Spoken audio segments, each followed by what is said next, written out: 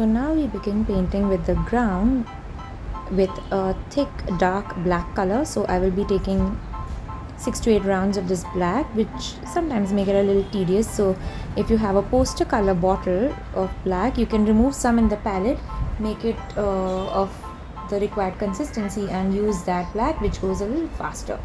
And now we begin with the grasses with a thin brush. From the direction of the grass strokes will be from the ground towards the top, that's from down to up, and very thin lines, not looking very uniform like a design.